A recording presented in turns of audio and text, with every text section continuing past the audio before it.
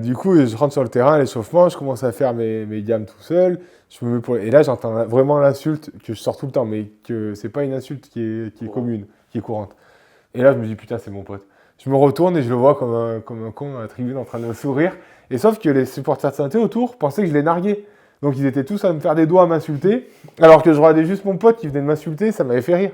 Et du coup, ça, je trouvais, voilà, c'était marrant, ça m'avait marqué.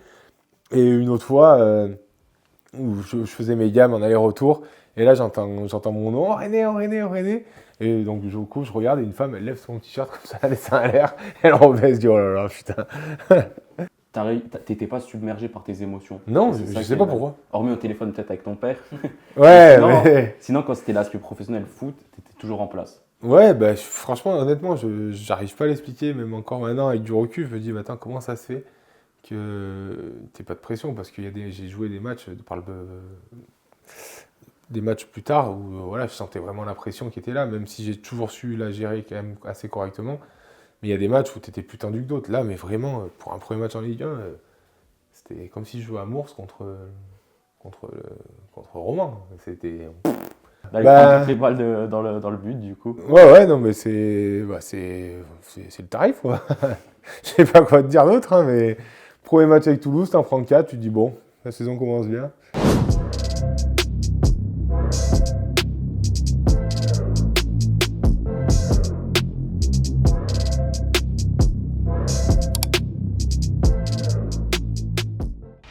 Yo l'équipe, j'espère que vous allez bien. On se retrouve pour le 7e épisode du FD Extra Time. Et une nouvelle fois, Jordan est de retour. Comment vas-tu? Je suis là, ça va très bien. Accompagné d'un super joueur, un gardien pour une fois, la première. C'est vrai. Donc c'est un peu intéressant. Ça change pour les interviews. On a des questions un peu spéciales du coup. Moi j'ai aimé la préparer en attendant, donc on va passer un super moment. Et du coup, avec nous aujourd'hui, j'ai l'immense honneur de présenter un ancien gardien du TFC, de Lorient et une légende de Dijon. Baptiste René, comment vas-tu? Ça va, merci, bonjour à tous, tout va bien. Là, je suis revenu aux sources dans ma ville, donc je suis content d'être là, je suis content de vous recevoir et j'espère qu'on va passer un bon moment, mais j'ai pas de doute. C'est vrai que tu nous reçois, on a fait le déplacement jusqu'à chez toi, jusqu'à ta ville natale. En vrai, c'est ici que tu es né à peu près. Ouais, c'est ça, je suis né à Romans, la ville où on est actuellement, et j'ai grandi à Mours-Saint-Eusèbe, donc un petit village juste à côté. Et voilà, après ma carrière, ça me tenait à cœur de revenir vivre par là, surtout avec l'arrivée de notre petite fille avec ma compagne. Donc voilà, on se sent bien ici et merci à vous d'avoir fait le déplacement. C'est vrai que pour moi, c'était pas évident de monter à Paris avec les contraintes C'est vrai. professionnelles et familiales. Donc voilà, c'est un plaisir de partager ce moment avec vous. Sur ça, on y reviendra un peu plus tard, mais du coup, nous, généralement, on demande toujours si tu peux te présenter en quelques lignes. Là, tu nous as dit où tu es né, mais genre études, comment ça s'est lancé et tout. Eh ben écoute, ouais, c'est avec plaisir, je peux me présenter. J'ai attaqué le foot en fait à Mours-Saint-Eusèbe, dans le petit village dont je vous ai parlé juste avant. J'ai évolué de nombreuses saisons là-bas. J'ai joué aussi à Valence, donc qui était le club phare de la région le club phare de la région, pardon. À l'époque, bon maintenant malheureusement ils sont en R1, donc c'est un peu coulé, mais voilà, avant ils oscillaient entre la Ligue 2 et la Nationale, donc j'ai fait 3 ans là-bas. Après je suis revenu à Mours. Et après, je suis parti à Martigues pour le foot. Et là-bas, j'ai dû arrêter mes études en première parce que j'étais intégré au groupe CFA qui fonctionnait comme un club pro, donc on s'entraînait le matin. Et je pouvais pas allier le foot et les études, donc voilà, en collaboration entre guillemets avec mes parents, je leur ai demandé l'autorisation et s'ils étaient chauds pour me laisser, tenter ma chance dans le foot. On s'est donné 2-3 ans pour voir si je pouvais réussir. Et si j'avais pas réussi, j'aurais repris mes études. Donc voilà, j'étais en Des première études STG, je crois. Ok. Et Je savais pas ce que je voulais faire. Tu savais pas? Non, pas Un du peu tout. le flou. Non, ouais, bah, complètement. Quand j'étais petit, j'aimais bien pompier. Mais après, voilà, avec le temps, c'était pas la voie vers laquelle je voulais m'orienter. Mais voilà, je faisais des études pour faire des études, pour passer mon bac. Et puis après, Pour passer bien devant Ouais, papa c'est et maman. ça. Ouais, exactement. Et du coup, il me semble que tu étais plus rugby que foot. Ouais, c'est vrai, parce que mon père a joué au rugby pendant.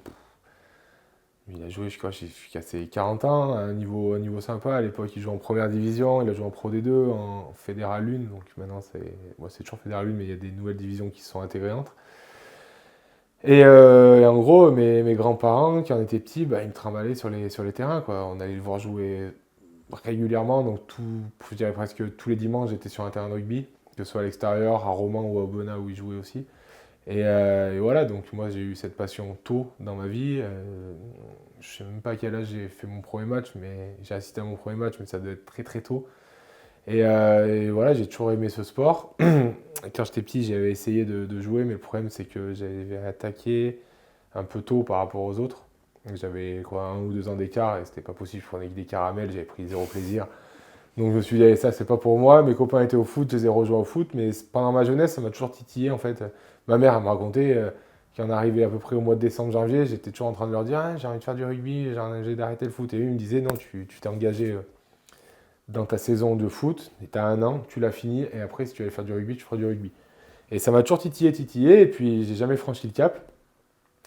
Jusqu'à là, avant de revenir, d'arrêter ma carrière, où j'y ai songé, mais le problème, c'est que j'avais pas forcément de collègues qui jouaient au rugby. Euh, J'avais mon cousin qui jouait dans un club, mais c'était en Fédéral 3 et ça allait être trop compliqué. J'avais jamais joué avec lui, j'allais jouer en deux. Ou je sais même pas si j'allais être sur la feuille de maths, donc voilà, c'était compliqué. Un copain à moi qui a raccroché les crampons. Voilà, c'était le copain de ma cousine qui jouait à Châtillon, mais après je connaissais pas grand monde dans l'équipe. Donc voilà, moi je voulais vraiment retourner à quelque part où j'ai des amis. Et j'avais fait aussi une promesse à Mours de revenir ici pour jouer. Donc je me suis orienté vers le foot. Mais tu t'es orienté du coup vers le foot, et tu t'es aussi orienté sur un poste assez particulier. Hein. Il y en a 3 par équipe, donc le poste de gardien. Est-ce que tu as toujours voulu être gardien? Maintenant, tu es attaquant. Est-ce que c'était peut-être le poste. Honnêtement, généralement, on dit que le poste de gardien, c'est le poste le plus facile à percer, parce qu'il y a il y a moins de demandes pour des clubs. Et du coup, après, c'est à Ouais, toi de voir. C'est à toi je de suis pas me dire. forcément d'accord parce que peut-être il y a moins de demandes, mais il y a moins de places. C'est Genre, vrai. tu vois, tu as 10 places, gardien, tu n'en as qu'un, il n'y en a qu'un qui joue. Dans un groupe professionnel, tu as 3 gardiens, tu as 20, 25 joueurs. Donc, je pense pas que ce soit le poste le plus facile. Mais après, voilà, moi, je me suis orienté vers ça parce que lorsque j'étais en poussin deuxième année à l'époque, il n'y avait pas de gardien dans l'équipe. Et je me suis dit, bah, je vais essayer. Et voilà, ça m'a plu. En plus, c'est un poste qui rapproche un peu du rugby où il y a du contact, tu joues avec tes mains. Donc voilà, je me suis lancé là-dedans. Ça s'est bien passé. Et puis j'ai continué sans jamais m'arrêter jusqu'à l'année dernière. C'est vrai. Tu t'es donc formé, tu l'as dit, en grande partie à Valence. Et alors, on raconte dans nos recherches, on a vu qu'à un moment, tu perdais un peu ta passion par-ci par-là, sûrement tiraillé avec le rugby aussi, du coup. Et après, donc, tu vas jouer à l'US Moursoise, du coup, qui est ton premier, bon, pas ton premier club, mais le club de ta ville, du coup, le club d'ici. Bah, c'est mon premier club. Ouais, bah En voilà. fait, j'ai attaqué le foot à Mours. J'ai fait 2 ans de débutant, 2 ans de poussin, 2 ans de benjamin. Après, je suis passé 3 ans à Valence. Et comme tu l'as dit, j'ai perdu le goût pour le foot, en fait, parce que je trouvais qu'il y avait trop de pression pour notre âge. Quand j'allais à l'entraînement ou au match, T'avais quel âge à cette euh, époque? Ça peut être ça intéressant de le dire. c'est ma première année de 13 ans, ma deuxième année de moins de 13, et une année de 14 ans fédéraux, je crois, ou nationaux, 14 ans fédéraux, je crois. Et voilà, quand j'avais pas envie, le week-end, dès que le match approchait, j'avais pas envie de jouer. Pour situer un peu le truc, je préférais qu'on ait un accident sur la route, pas grave, hein, mais que ça nous empêche d'aller au match Ouais. plutôt qu'aller jouer. Et quand tu penses ça à 14 ans, tu te dis, bah, c'est bon, C'est ça clair, sert à rien de continuer. Surtout à ce niveau-là. Enfin, on a 14 ans, on est là, vous, 12, 13, 14 ans, on est là pour prendre du plaisir. Et voilà, je trouvais qu'on nous mettait beaucoup trop de pression sur les épaules. Donc j'ai préféré arrêter Valence et revenir à Mons. Mais pourtant, tu vas continuer. On raconte qu'à un moment, tu fais un essai à l'AS Nancy-Lorraine qui Ouais, va pas être concluant, mais ça te donne envie de continuer. On raconte que tu vas faire des CV, tu vas en envoyer ouais, c'est et vrai. tu vas trouver un club. Qu'est-ce qui se passe alors à ce moment-là? Et est-ce que c'est l'échec de cet essai concluant qui t'a donné envie? Ah, j'ai Ouais, envie c'est de me ça. racheter, j'ai envie de montrer que. Bah, en gros, quand j'arrête Valence, après je reviens à Mons, c'était dans le but de reprendre du plaisir sur le foot. Parce que pour moi, le foot, c'est une passion, surtout à cet âge-là. Si tu vas à l'entraînement, c'est pour prendre du plaisir, t'éclater avec tes copains, progresser aussi. Et puis après, il y a voilà, cette notion de compétition aussi qui a toujours été en moi et que j'adore ça. Mais quand tu vas à ton match, c'est pour prendre du plaisir. Même si c'est une compétition, prendre du plaisir avec tes copains et pas arriver avec la boule au ventre. Et lorsque je fais mes 2 années à Mours, en fait, en moins de 15 et en moins de 18 première année, et j'avais un entraîneur qui avait des contacts un peu et qui connaissait justement un agent qui avait réussi à me dégoter un essai à Nancy. Et quand je suis allé là-bas, voilà, ça m'a plu le mode de fonctionnement, le club pro, Nancy qui était en Ligue 2 ou Ligue 1 à l'époque, je me souviens plus, mais voilà, ça m'a plu et en rentrant, ils m'ont dit que l'essai n'était pas concluant, mais que j'avais le niveau pour jouer à ce niveau-là, quoi, en 18 ans nationaux. Donc j'avais rien, entre guillemets, j'avais rien à envier aux gardiens qui étaient déjà en place, mais ça servait à rien de prendre un gardien du même niveau. Et là, je me suis dit, bah écoute, on va tenter, hein. J'ai pris ma plus belle plume et j'ai fait des CV, machin. Comme je voulais pas trop partir loin de la maison, j'ai envoyé plutôt dans le sud. Donc je crois que j'avais envoyé pardon, à Cannes, Martigues, Sète. Parce que Sète était pro à l'époque ou en national. Les autres clubs, je m'en souviens plus. Bon, après, j'avais pas visé Saint-Élion parce que c'était pas possible. Mais voilà, des clubs qui oscillaient entre National Ligue 2, qui pouvaient avoir un centre de formation ou un centre d'hébergement, comme c'était le cas à Martigues. Et Martigues m'a répondu, ils m'ont pris pour faire un essai sur une journée. Et en plus, j'ai failli repartir avant de faire l'essai parce que j'étais descendu avec mes grands-parents. On avait rendez-vous à, je ne sais plus quelle heure c'était, à 1 heure précise. On y allait, on a attendu peut-être une demi-heure, 3/4 d'heure. Il n'y a personne qui est venu nous chercher. Et au moment où on se disait, bon, bah, peut-être que voilà, faut repartir, il y a le mec qui s'occupait des essais justement qui se pointe et qui nous dit, ah, mais en fait, je vous attendais, c'était 50 mètres plus loin, quoi. Mais sauf que c'était dans un recoin, donc on ne pouvait pas savoir. Et puis à partir de là, voilà, j'ai fait mon essai, ça s'est super bien passé, et puis j'ai été intégré. Comment ça se passe un essai? Enfin, c'est une journée, c'est plusieurs jours? Non, c'était un entraînement. Aussi Là. pour un gardien, tu fais juste l'entraînement Ah ouais, classique. là pour le coup, c'était avec un les autres. entraînement avec l'équipe nationale. Oui, c'est parce que les jeunes n'avaient pas repris encore ou avaient déjà fini, je sais plus. C'était un entraînement, ça a duré quoi, 1 heure et demie, le temps d'un entraînement, et puis à l'issue de ça, ils m'ont dit qu'ils me prenaient. Donc ça a s'était été plutôt rapide, bien quoi. passé. Ouais, ça a été rapide, j'ai pas eu le temps de gamberger, donc tout le retour, c'était avec mes grands-parents, ouais. Donc sur le retour, ils m'avaient dit qu'ils me prenaient, donc j'ai gambergé, je leur disais, mes papis, mamie, vous pensez que j'y vais, machin, je savais pas trop quoi faire. Enfin, j'avais peur un peu aussi de partir du cocon familial, donc comme j'avais connu que ça dans ma vie. Et puis au final, voilà, je me suis lancé, et puis T'as fait le bon choix. je pense que j'ai pas à regretter ce choix-là. Moi, j'ai une petite question. Ça ressemble à quoi un CV du coup parce que je pense pas que c'est un CV comme quand tu cherches un emploi comme ça. Ce serait marrant que je le retrouve. Hein. Mais Ah ouais bah, je pense, ouais, j'ai dû mettre, je sais pas, je crois nom, prénom, adresse, enfin, des trucs basiques. Et après, j'avais dû mettre mon passé entre guillemets, de petit footballeur amateur, dans les clubs dans lesquels j'ai évolué auparavant. Et j'avais dû préciser que j'avais fait un Nancy en mettant peut-être les coordonnées de l'agent de joueur qui m'avait envoyé là-bas et qui avait le rendez-vous. Ça, je m'en souviens plus trop, ça remonte. Hein, ça fait... C'est pas comme maintenant où maintenant 20 ans, hein. tu fais un portfolio, tu mets tes vidéos de tout ce que tu Ah as ouais, fait, mais c'est nous, plus simple.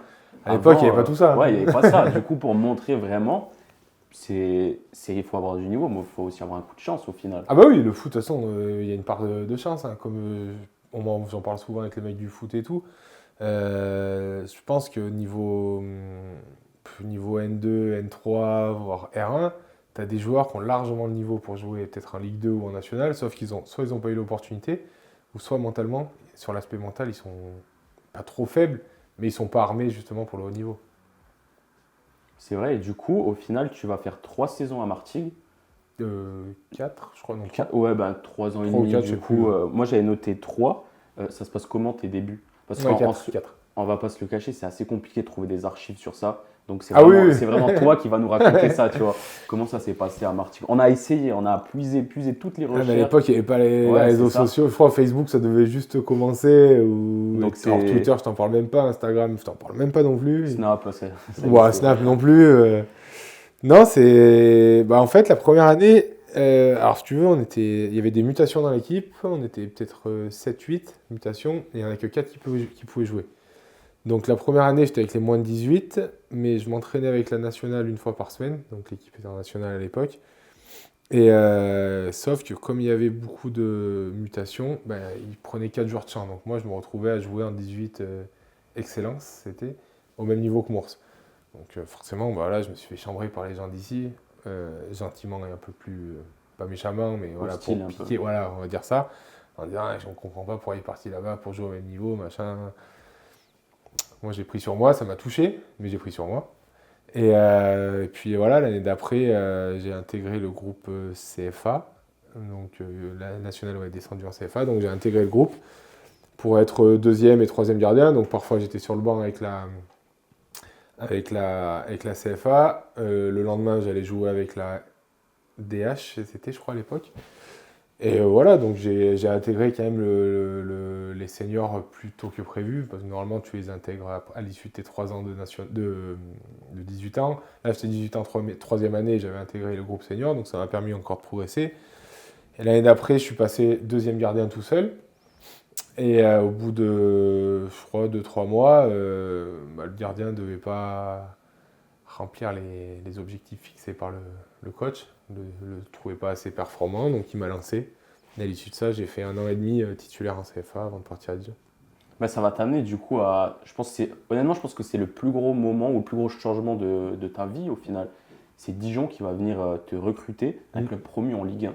Donc c'est énorme, tu passes de national à la Ligue 1. Comment ça s'est passé les négociations? Généralement, il y a toujours un déroulé assez spécifique. Ouais, bah là, en fait, j'avais eu quelques propositions d'autres clubs. Alors, il y avait Clermont qui m'avait contacté directement pour être troisième gardien. Via mon entraîneur de l'époque, qui était Franck Priou, qui avait joué à Saint-Étienne, il avait encore des connexions là-bas. Il m'avait dit, bah écoute, il y a Saint-Étienne qui aimerait te faire signer, et derrière te reprêter en national à Dijon. Donc comme on était monté de CFA à national. Et il y a Dijon qui a débarqué aussi. En fait, eux, ils se sont intéressés à moi avant la fin du championnat aussi. Donc ils étaient en Ligue 2, ils jouaient la montée. Donc voilà, moi, mon choix s'est rapidement porté sur Dijon. Et puis lorsqu'ils ont officialisé leur montée en Ligue 1, là j'ai eu Patrice Carteron au téléphone qui m'a convaincu, mais vraiment, j'étais sûr de mon choix à 100%. Donc après, ben voilà, j'ai attendu que les négociations se fassent parce que j'étais encore sous contrat avec Martigues. J'avais signé un contrat fédéral à l'époque de 2 ans. Donc il me restait 1 an. Donc fallait trouver un terrain d'entente financier pour que je puisse aller à Dijon. Et je me souviens, j'étais en train de boire une bière avec des potes lorsque mon agent m'appelle et me dit bah écoute Baptiste, c'est bon, l'accord a été trouvé, tu vas signer ton premier contrat pro à Dijon de 3 ans. Et t'as payé la tournée du coup. Je sais plus, mais je pense, oui. Mais sur le coup, je crois que j'ai pas réalisé parce que je n'ai pas un souvenir où je me suis dit waouh, trop bien. Tu sais, je pense que j'ai eu du mal à réaliser. J'ai eu un peu l'appréhension aussi de repartir loin de ma famille, dans un nouveau cadre, un nouveau contexte, dans une équipe de Ligue 1. Enfin, voilà, c'était un peu particulier, mais après, avec du recul, c'est magnifique, quoi. T'es ici à Mours, tranquille, en train de boire ta bière avec tes potes, et on t'appelle pour te dire tu vas signer pro à Dijon en Ligue 1. Donc C'est une dinguerie. Ouais, on peut dire ça. Ouais, Ouais, non, franchement, c'est beau.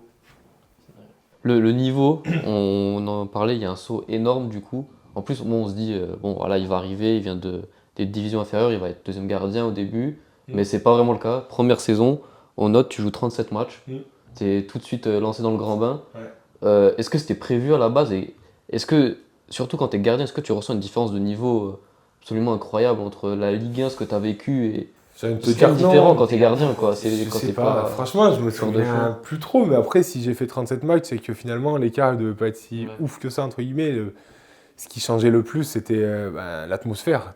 Tu passais de jouer dans un club de CFA où tu avais 20 personnes dans les tribunes, à jouer mon premier match à Toulouse, où tu devais avoir peut-être 20 000 personnes, ou je sais pas combien. Tu allais au Vélodrome avec 60 000 personnes. Non, le Vélodrome était en travaux, je dis une bêtise, donc il n'y avait pas 60 000. Mais tu vas au Parc des Princes à 40 000, à Lyon, c'était à Gerland, stade plein. Tu te dis, c'est carrément. la première fois, tu n'étais pas habitué, tu es là. Wow, Mais moi, j'étais comme un fou. Je pense que je me rendais pas compte que j'étais en jouant en Ligue 1. Je te jure, j'ai rentré sur le terrain, c'était mes zéro pression. Comme si j'allais jouer avec mes potes. Et j'étais trop content, j'étais émerveillé parce que c'est magnifique. T'as l'escorte de la police quand t'es dans le bus, t'arrives là au stade, t'as des caméras de partout, t'as des gens de partout, des supporters de partout. Tu te dis, mais c'est incroyable. Et alors que c'était pas du tout prévu que je joue aussi vite. Hein, à la base. C'est pas Dovani devant. Ouais, c'est ça, Jean-Daniel Padovani. À la base, Patrice Carteron en fait m'explique que lui, il n'a pas peur de lancer les jeunes. S'il estime que je suis au niveau et que je suis meilleur que le gardien qui est en place, c'est moi qui jouerai. Ça peut paraître un peu. Avec du recul, tu te dis, bon, est-ce que c'est vraiment vrai quand quelqu'un te promet ça? Mais finalement, maintenant, dans le monde d'aujourd'hui, je pense que voilà, il y a des recruteurs, des directeurs sportifs, des coachs qui sont prêts à tout pour avoir un joueur et qui peuvent leur raconter toutes les salades possibles. Et moi, à l'époque, ouais, je l'ai pris au mot, je l'ai cru. Je devais être en concurrence pour être deuxième gardien à Dijon, avec Baba Chagouni qui était aussi à Martigues avant, donc on s'est retrouvés là-bas. Et Et en fait, premier match de championnat, donc ils annoncent le groupe. Je me souviens, l'entraîneur des gardiens vient me voir et il me dit bah, tu iras jouer avec la CFA ce week-end. C'était un match amical à Auxerre. Et moi, dans ma tête, je me suis dit putain, fais chier. Oh, pardon pour les. Le traquenard. Ouais, mais même pas, parce que je me suis dit, j'aurais pu jouer à Martigues en national. Là, je vais me retrouver être troisième gardien. Alors après, tu es dans un groupe pro, c'est excellent, c'est top. Hein. Mais moi, j'avais pour ambition d'être numéro 2, d'être sur le banc, de découvrir la Ligue 1 et tout. Et je me suis dit putain. C'était un peu au fond du seau. Je m'en souviens, j'ai appelé mon père. Mon père, il me dit, mais va faire ton match. Tu fais un gros match et puis après, ouais, tu verras ce qui se passe. Donc, c'est ce qui se passe. Je crois que le samedi matin, je vais faire le match avec la CFA. Je crois qu'en plus, on perd 4-2 ou 4-3. Je prends pas mal de buts, mais je fais un bon match. L'entraîneur des gardiens, le recruteur était venu me voir jouer, ou le responsable de la formation, enfin, quelqu'un était venu voir le match. Et le soir, la Ligue 1 joue, perdent 5-1 contre Rennes. Et le lundi, Carteron, il me convoque dans. En fait, on avait un fasciathérapeute, donc c'est une espèce d'ostéo, un peu mentaliste, enfin, psy, enfin, c'est pas mal de choses en même temps. Et il me convoque, il me dit écoute, déjà, je rentre dans la pièce, il me dit t'es prêt à jouer en Ligue 1 ? Et là, je me suis dit, oh. Qu'est-ce qui se passe? Et là, je lui ai répondu certainement. Je lui ai dit si tu m'avais dit ça il y a 2 mois, je t'aurais dit non. Je te dis ça maintenant. 2 mois plus tard, je te dis oui, je suis prêt à jouer en Ligue 1 parce que voilà, j'ai appris à connaître le groupe, j'ai vu comment c'était. Maintenant, oui, je suis prêt. Et tu vois, tout le long de la séance avec le fascia, il me répétait est-ce que tu es prêt à jouer en Ligue 1 ? Est-ce que tu es prêt à jouer en Ligue 1 ? Le coach Carteron me disait est-ce que tu es prêt à jouer en Ligue 1 ? Et moi, sur le coup, franchement, j'ai rien capté. Et donc, du coup, tout se passe bien, on fait la séance, je rentre chez moi. Peut-être 1 ou 2 heures après, Carteron me rappelle. Et il me dit bon, j'ai beaucoup aimé la séance tout à l'heure, notre entretien et tout. Il me dit, alors je sais plus quel jour c'était, si c'était samedi ou dimanche, hein, mais on va dire que c'était samedi. Il me dit bah écoute, samedi 18h au Stadium de Toulouse, c'est toi qui joues. Et là je suis où? Dans ma tête, c'était Bagdad, hein, c'était le feu d'artifice. Je me dis oh là là, une pression qui arrivait terrible. Je me dis putain, mais je sais plus quoi faire, je sais plus où me mettre. Je tremblais, j'appelle mon père. Mon père, il me fait répéter 12 fois la même chose au téléphone. Mais tu vas jouer en Ligue 1 à Toulouse, sur le terrain, numéro 1. Je dis oui. Il me dit mais tu joues. Je dis oui, tu sais. Parce que même lui, il réalisait pas. En plus, ce qui est marrant, c'est qu'eux, ils étaient en vacances à Bayonne, ou sur la côte basque, et ils avaient prévu de rentrer à Valence ce jour-là. Et pour rentrer, tu es obligé de passer par Toulouse. Donc c'était un petit signe du destin aussi. Et puis en fait, plus la semaine est passée, et moins j'avais de pression. Et je suis arrivé le jour du match, je vous promets, 0 pression. J'étais émerveillé, mais je me suis senti libéré. Je crois que c'est un des matchs où je me suis senti le plus libéré dans ma vie. En vrai, là, j'ai l'impression, je ne sais pas si tu as le même avis, mentalement, tu étais déjà très fort, très jeune. Ça veut dire que même si des fois tu prenais pas compte de ce qui se passait, tu n'étais pas submergé par tes émotions. Non, je ne sais pas pourquoi. Hormis au téléphone, peut-être avec ton père. Ouais, sinon, quand c'était l'aspect professionnel foot, tu étais toujours en place. Ouais, franchement, honnêtement, j'arrive pas à l'expliquer, même encore maintenant, avec du recul, je me dis, attends, comment ça se fait que t'aies pas de pression? Parce que j'ai joué des matchs, des matchs plus tard où voilà, je sentais vraiment la pression qui était là, même si j'ai toujours su la gérer quand même assez correctement. Mais il y a des matchs où tu étais plus tendu que d'autres. Là, mais vraiment, pour un premier match en Ligue 1, c'était comme si je jouais à Mours contre Roman. C'était vraiment trop bien, une trop bonne expérience. Alors, on avait perdu 2-0, mais voilà, j'avais pris un plaisir de fou sur le terrain. Je me souviens, je suis rentré chez moi le soir, je me dis putain, j'ai trop hâte d'être à dimanche prochain pour rejouer ou samedi prochain. Et c'était comme ça en fait toute l'année presque.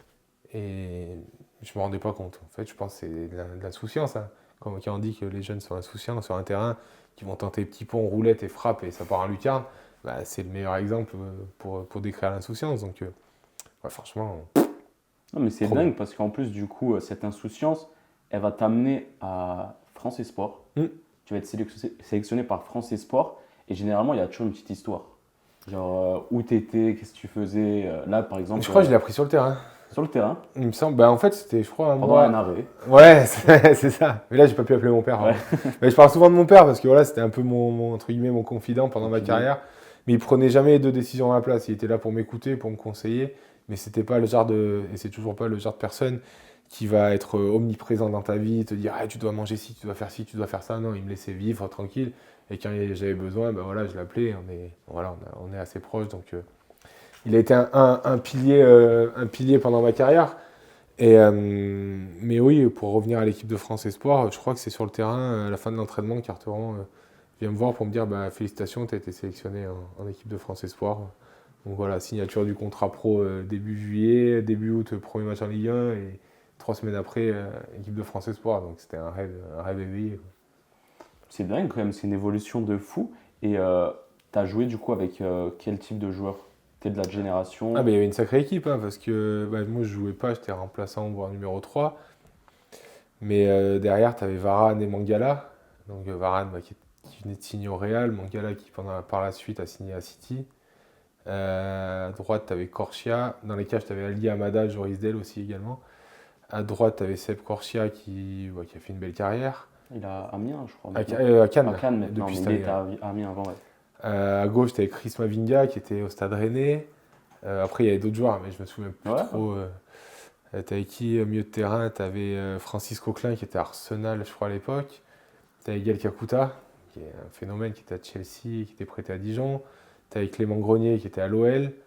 Sur les côtés, tu avais Griezmann et l'autre côté, je ne sais plus qui c'était. Et devant, tu avais Lacazette. Donc, tu avais Yaya Sonogo aussi en point. Futur 11, quoi. Ouais, tu avais franchement une équipe. Rien que quand tu penses à Varane Griezmann, tu dis que deux joueurs qui ont fait une carrière incroyable en équipe de France et dans leurs clubs respectifs au Real.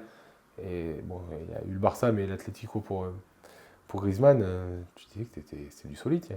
Là, tu as parlé que de joueurs assez solides. Moi, je vais te parler d'un autre joueur qui nous a tous marqués. Je pense aussi toi, parce que en soi, il va un peu te suivre dans ta carrière. Tu parlais de Kakuta. C'était vraiment le joueur qu'on annonçait comme le futur crack, joueur de Chelsea, prêté dans quelques clubs pour vraiment se faire. Est-ce que c'était vraiment le joueur qu'on annonçait? Ah, mais il était trop fort. Il était incroyable. Franchement, quand on me demande généralement le meilleur joueur avec qui j'ai joué, lui, il est très, très, très bien placé. Il avait franchement un pied gauche incroyable, une technique de balle incroyable. Il était vif. Franchement, sacré joueur. C'est dingue en vrai. Généralement, tout le monde le raconte. T'es pas le Kakuta, premier. c'était vraiment le Ah ouais, phénomène. c'était un phénomène absolu. Hein. Franchement, ce joueur. C'est même dommage. Ah oui, La tournure pour de moi, ça. il aurait dû finir au Real, au Barça ou éclore à Chelsea aussi. Franchement, il était trop, trop, trop fort. Les qualités qu'il avait, c'était incroyable. Et je me souviens de son pied gauche là, avec ses chaussures Nike. T'encaissais, hein. Ah ouais, il te mettait le ballon où il voulait, mais il était sacré joueur. Pour revenir sur ton parcours en club, avec Dijon, au moins vous connaissez quand même la descente en Ligue 2. Comment est-ce qu'elle est vécue au sein du club et comment est-ce que toi tu la vis? Il y a ce côté insouciance que tu me dis, c'était tes premières années. Est-ce que pour toi c'était, franchement, au vu de mon parcours, moi, Ligue 1, Ligue 2, c'est bon? Ou est-ce que tu étais tellement émerveillé de la Ligue 1, t'étais dégoûté de descendre, il faut remonter au plus vite, quoi. C'était la première année en plus, pour la première année voilà, en pro, donc, première descente. Je me souviens d'être parti directement en sélection après. On avait un match au Kazakhstan, je crois. Et c'était l'année aussi où Montpellier est champion. Et dans l'équipe, il y avait, j'ai oublié de citer, mais il y a Rémi Cabella qui a fait une grosse carrière. Benjamin Stambouli, donc je me souviens du discours de Eric Mombert. Félicitations aux Montpelliérains pour leur titre de champion. Et toi, tu es à côté en train de te traîner ta descente. Là, tu dis, ça commence bien. Mais ouais, sur le coup, ça m'avait enquiquiné, pour rester poli. Parce que putain, je me sentais trop bien en Ligue 1. Après j'ai pris un peu sur moi, j'ai relativisé. Je me suis dit, attends, t'as 22 ans, il y a 2 ans, tu joues en CFA, là, tu vas jouer en Ligue 2. Ton objectif, c'est d'essayer de remonter avec Dijon. Et chose qu'on a faite un peu plus tard dans ma carrière. Et du coup, tu vas quitter le club, tu vas rejoindre Lorient à un moment. Pourquoi ce choix? Est-ce que tu avais d'autres possibilités à ce moment-là? Tu voulais pas rester à Dijon? En fait, c'était après pour ma 3e année pro où j'étais reparti pour refaire une saison en Ligue 2 pardon, avec Dijon. La 2e consécutive et au mois d'août, en fait, mon agent m'appelle, j'étais chez mes parents d'ailleurs, j'étais allongé dans le canapé en train de regarder la télé tranquillement un dimanche et il me dit écoute, il y a Lorient qui te veut. Ils veulent se séparer de Benjamin Lecomte. Du coup, est-ce que ça te tente? Alors, parce qu'en plus, Fabien Audard a été blessé. Donc, ils cherchaient un gardien pour le remplacer, sachant qu'ils ne comptaient pas sur Benjamin Lecomte à l'époque. Et du coup, ils avaient trouvé un arrangement. Moi, je pensais, en fait, le discours du président, c'était d'après mon agent, c'est mon agent qui m'a rapporté ça. Il m'a dit écoute, tu vas avoir 4-5 matchs devant toi parce que Odar est blessé. Si ça se passe bien, peut-être tu continueras. Et donc voilà, l'arrangement a été trouvé. Benjamin Lecomte a été prêté à Dijon. Moi, je suis parti à Lorient. Puis malheureusement, au bout d'un match, Fabien Odar est revenu, il a rejoué. Et puis voilà, ça a été une année un peu galère. Pendant ce temps-là, Benjamin Lecomte a fait une très grosse saison avec Dijon. Et donc, à la fin de saison, ils ont. Lecomte, donc, du coup, est reparti à Lorient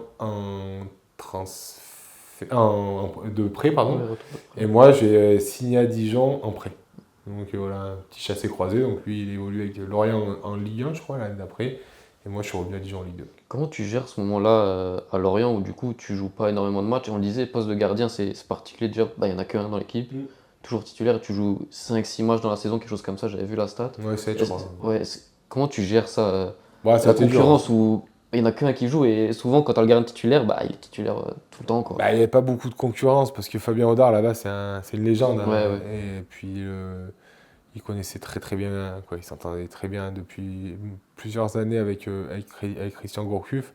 Donc, il n'y avait pas forcément de concurrence. Et puis, c'était un bon gardien aussi. Donc voilà, ça a été une année un peu compliquée, Ça une doit être année difficile charnière à dans la vivre, tête. quoi. Ah ouais, bien sûr, dans la tête, Tu c'était joues dur pas, parce qu'en plus, j'en reviens toujours aux mêmes choses, hein, mais t'es loin de ta famille. Moi, c'est quelque chose auquel j'étais beaucoup attaché, je le suis toujours d'ailleurs. Mais ouais, ça a été une saison un peu compliquée mentalement, mais ça m'a permis de me forger et de progresser aussi aux côtés de Fabien Audard, qui était un gardien qui avait une expérience de ouf en Ligue 1, en Ligue 2. Donc voilà, ça m'a permis aussi d'apprendre à ses côtés et puis de revenir peut-être plus frais, plus costaud mentalement par la suite. Du coup, tu dis que tu es allé à Dijon, vous passez très proche de la Ligue 1, après vous montez.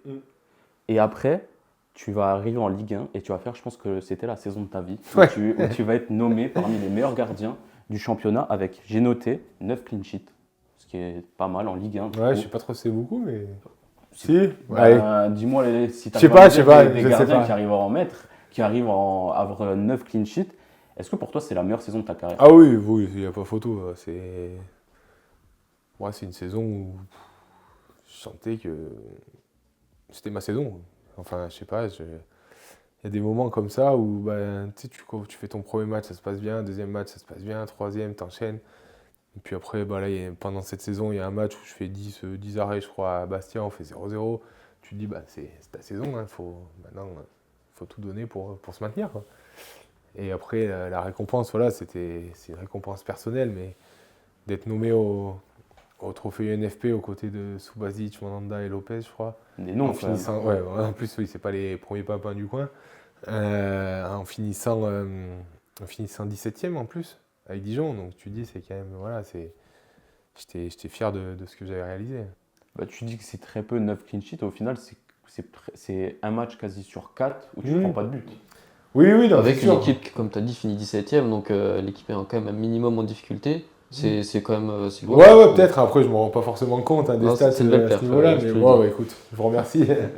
Et du coup, tu es dans un effectif de fou. Je pense que cette année, même si vous avez fini 17e, j'ai noté, il y avait Abdelhamid en défense, Les Smelou au milieu ou encore Diony en attaque. Mais il y a un joueur sur qui ça va être un peu la même question que Kakuta, Marvin Martin, qui était dans cet effectif-là, qu'on a annoncé à juste titre ou non, comme le nouveau Zidane. Je sais que ça l'a pesé. Tu parlais de la mentalité, que l'aspect mental compte énormément dans le foot. Est-ce que pour toi, tu voyais vraiment un avenir très grand pour Marvin Martin ou non en vrai, Mais je crois que c'était quand il arrive à Dijon, en fait, c'était après sa période galère où il se blessait pas mal à Lille, parce qu'en fait, il explose à Sochaux, après C'est il ça. signe à Lille, puis après, il a beaucoup été embêté par les blessures. Mais quand il est arrivé, déjà, tu sentais, quand il était pas blessé, il était sur le terrain, tu sentais que c'était un joueur à part. C'était un joueur qui avait rien à faire à Dijon. C'est un joueur qui devait jouer, qui avait sa place à Lille. Et dans les taureaux, les conserves et tout, il avait une aisance technique qui était largement au-dessus de la moyenne. Et c'est dommage qu'il était embêté par les blessures, qu'il ait connu 2-3 couacs dans sa carrière, parce qu'il aurait pu finir haut aussi. Tu trouves que mentalement, il a peut-être pas tenu la pente ou c'est vraiment juste au niveau physique? Je pense que je sais plus l'époque, hein, et là, il faudrait lui redemander pour en parler avec lui, mais tu vois, l'aspect mental, quoi, les blessures vont influer sur ton aspect mental. C'est Tu vrai. te blesses une fois, deux fois, tu reviens. au bout de 3, 4, 5, 6 fois, après, mentalement, t'es épuisé, et t'arrives, tu te dis, bah merde, putain, mon corps, il va me lâcher encore. Enfin, t'as l'appréhension et mentalement, t'es touché, t'es impacté. Et puis, malheureusement, il a jamais pu revenir vraiment à 100% du vrai Marvin Martin qui aurait fini très très haut. C'est vrai. Tout à l'heure, Mato, il a utilisé ton nombre de clean sheets pour évaluer ta saison.